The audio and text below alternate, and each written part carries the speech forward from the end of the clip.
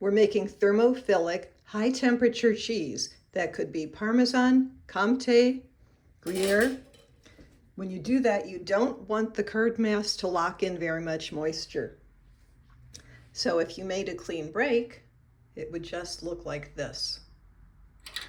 The milk is breaking.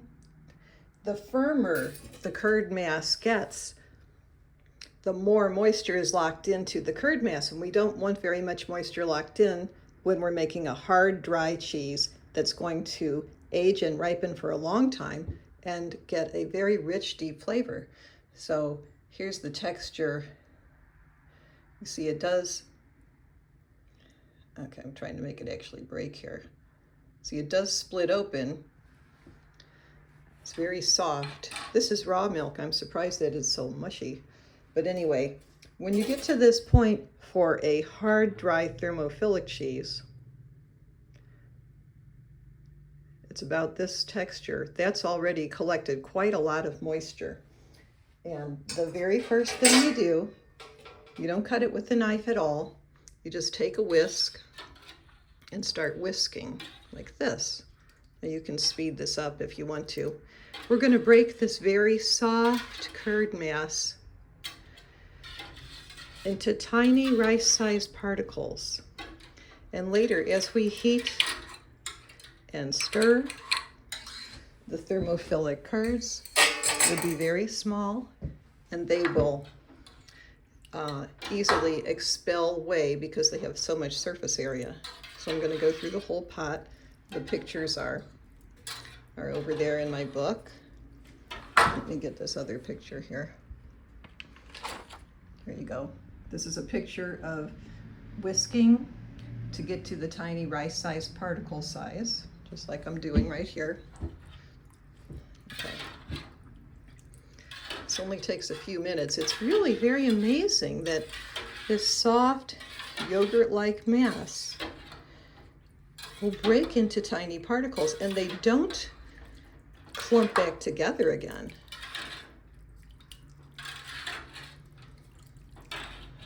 Now, the smaller they are, well, they're all going to be like the size of rice pretty soon. This is for making a hard, dry, thermophilic cheese like Parmesan, Comte, Gruyere. All the Alpine cheeses are made with a similar method. Sometimes Alpine cheeses are more moist, more mellow.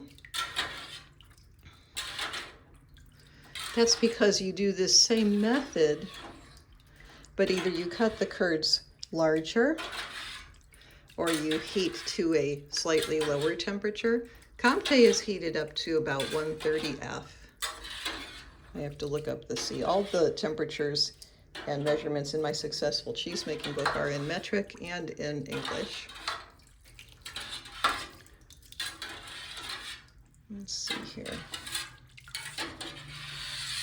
You can speed up your video if you want to. Here, at this point, I'm just going to keep doing this till it's ready.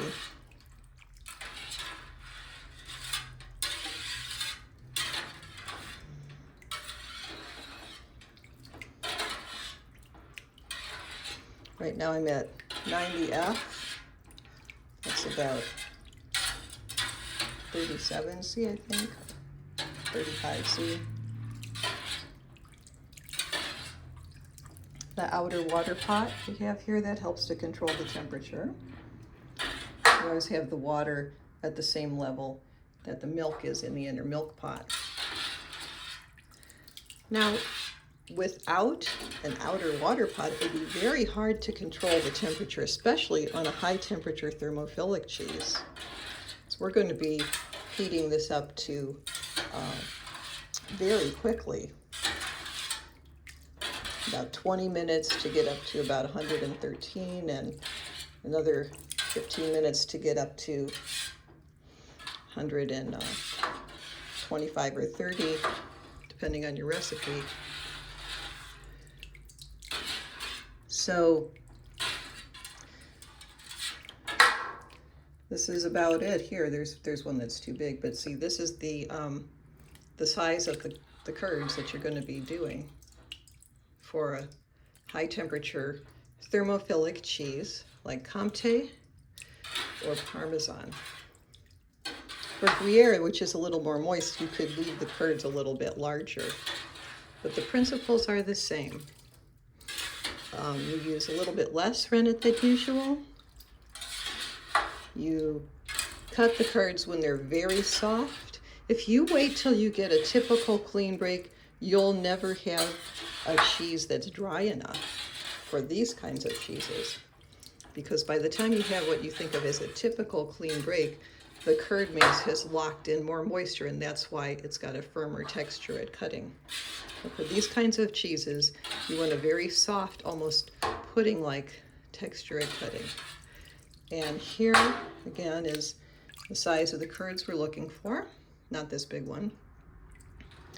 I disinfected my hands, I always do, with my bleach water solution. That's a tablespoon or two of bleach and a gallon of water, 4 liters of water.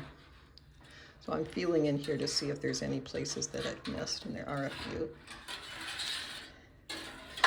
That and a lot more is in my 2-volume set of Successful Cheesemaking. SuccessfulCheesemaking.com is where you can buy the book and you can sign up for a cheesemaking class.